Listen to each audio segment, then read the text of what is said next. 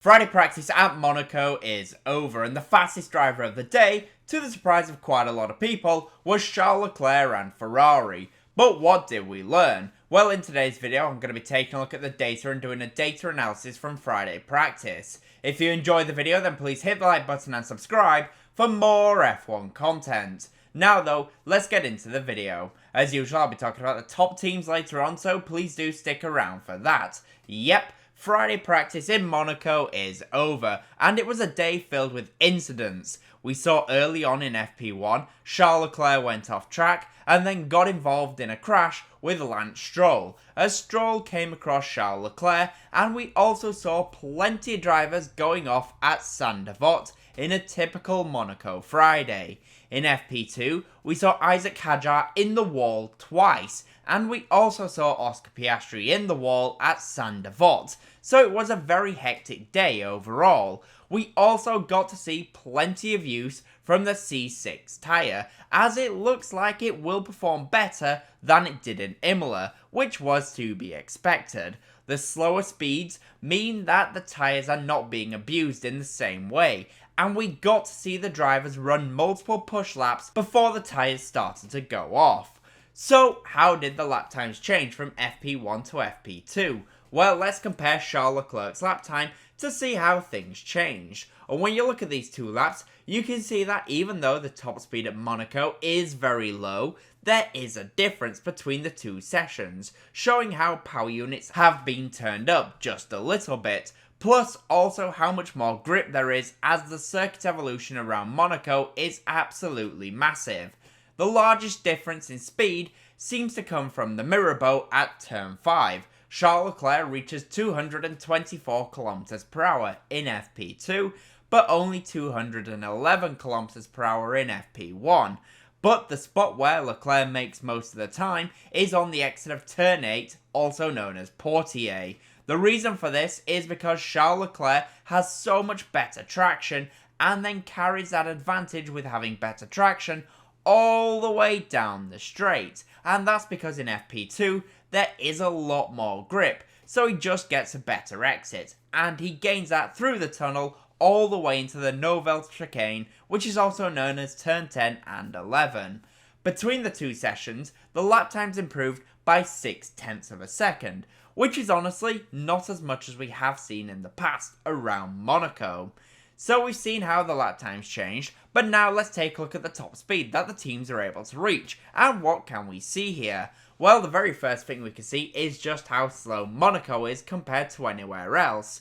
Usually the teams are between 320 and 330 km per hour, but this weekend they are nowhere near even 300 km per hour, which is approximately 186 miles per hour. But the top speed of the day was reached by Aston Martin's Fernando Alonso, as he was able to reach 286 km per hour, which is 177 miles per hour, which just goes to show how much slower the cars are here. The slowest car overall in a straight line was Sauber, which I suppose makes sense as they do have the least grip of any team, and the straight is not long enough for them to really be able to do anything about the lack of grip. For the top teams though, the top speed was set by Red Bull, but honestly, top speed does not matter in the slightest at this circuit. We have seen the top speeds, but now let's talk about Racing Bulls and Aston Martin. For Racing Bulls then, it was a positive day, as Isack Hadjar and Liam Lawson were very fast over one lap. However, there is one big potential issue for the Racing Bulls team, and that is Isack Hadjar hit the wall twice today. First going into the Nouvelle chicane, and then later hitting the wall at Saint-Devote. My only fear is that this could have dented his confidence somewhat, but overall, they are looking fast. They maybe just need to rein it in a little bit for the Grand Prix, and if they can, then points could come their way.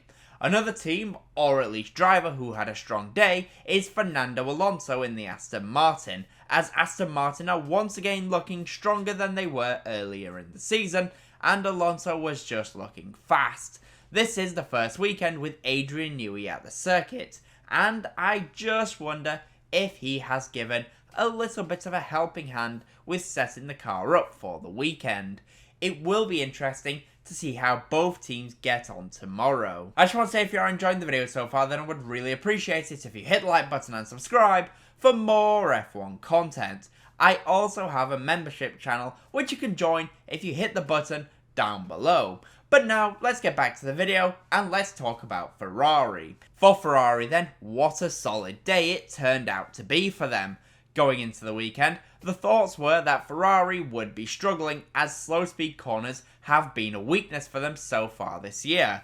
But Charles Leclerc was the fastest driver of the day and teammate Lewis Hamilton was not far behind him. And the team looks fast, not just over one lap, but also in the race runs, meaning that really, they are in the hunt this weekend.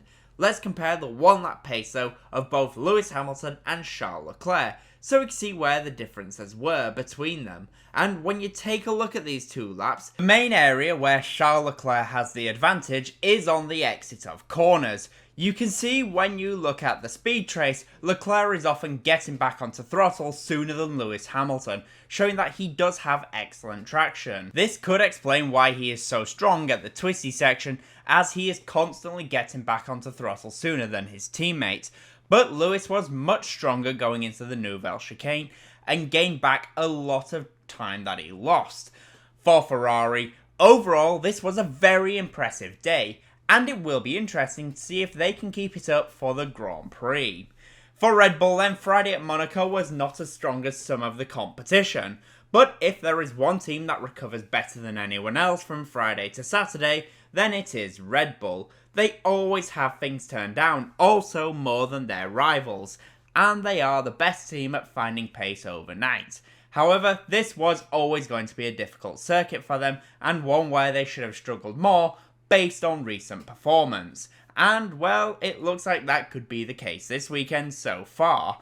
Let's now compare the one lap pace of Charles Leclerc to Max Verstappen so we can see where the differences were. And when you look at these two laps, you can see that actually through what Monaco would call high speed corners, Max is doing relatively well compared to Charles Leclerc.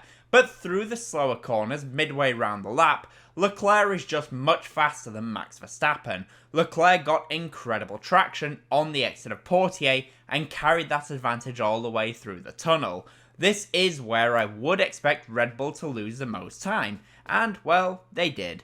This is an area where they need to work on overnight for tomorrow, and honestly, I expect that they will do, because I still think we're going to see Max Verstappen in the top 5 in qualifying. For Mercedes then, it was a very quiet day from them overall, all things considered. There was a technical directive at Imola, which was not really spoken about until after the weekend. But after hearing that, we did see Mercedes fall back a bit at Imola in the race, and we are seeing that potentially continuing. Kimi Antonelli was the faster driver of the two, but he was only in P9. Teammate George Russell finished the day down in P12. Let's now compare the fastest lap of the two, so we can see where Kimi Antonelli does look to have the advantage. And the main area where Antonelli looks to be advantageous against his teammates is through the very slow technical corners, but Russell gets better traction out of Portier and heading into Rascasse at turn 18. Russell at this point is well up on Antonelli, but it looks as though Kimi Antonelli got a better exit from Anthony Nogues, which is the final corner, whereas George Russell might have just got a bit of wheel spin, and because of that, Kimi Antonelli pipped his teammate and finished the day in P9. Mercedes have a lot of work to do if they want to salvage this weekend, because right now, it does not look like they are in a position to finish in the top 5 at all this weekend. Finally, for McLaren then, it was a very solid day, and as I expected, they would be strong. But I didn't expect that Ferrari would actually end up being their closest competition. Based on last year, it should have been Ferrari against McLaren, but Ferrari this year have been struggling with slower speed corners. Yet, Oscar Piastri found himself being beaten by Charles Leclerc. But how much was he off by? Well, let's compare the laps of Charles Leclerc to Oscar Piastri. And when you look at these two laps, it gets very interesting. And it shows that we could be in for a massive fight for pole position on Saturday. On the exit of Sainte Devote, it is advantage Charles Leclerc. But going through the very slow corners, Oscar Piastri in the McLaren actually get the car turned better than Leclerc, and to be honest, that's a bit of a surprise, given Leclerc was faster than everyone else that we had previously seen. The only issue is that McLaren has a lower top speed, and Leclerc gets a strong exit from Portier. It then becomes advantage Charles Leclerc until the chicane, but then going through the final couple of corners, it looks like Piastri might just make a slight error, and Charles Leclerc overall pips him to the fastest time. In qualifying on Saturday, I expect that it will be a brilliant fight between these two rival teams. So with that in mind then, what are my qualifying predictions for the Monaco Grand Prix? Well, in P5, I'm going to go for Lewis Hamilton in the Ferrari. P4 will be Max Verstappen in the Red Bull. P3 will be Lando Norris in the McLaren. P2 will be Oscar Piastri. And I'm going to go for Charles Leclerc to take pole position for the Monaco Grand Prix once again. But the question is, what do you guys think will happen? In the comment section down below, please do let me know. Now, it's unlikely that there will be a qualifying data analysis video, because unfortunately, life just gets in the way a little bit. But if I can do one, then I absolutely will do one. If not, then I will see you for preview and predictions for the Spanish Grand Prix. Anyway, I hope you enjoyed this video. Thank you all so much for watching.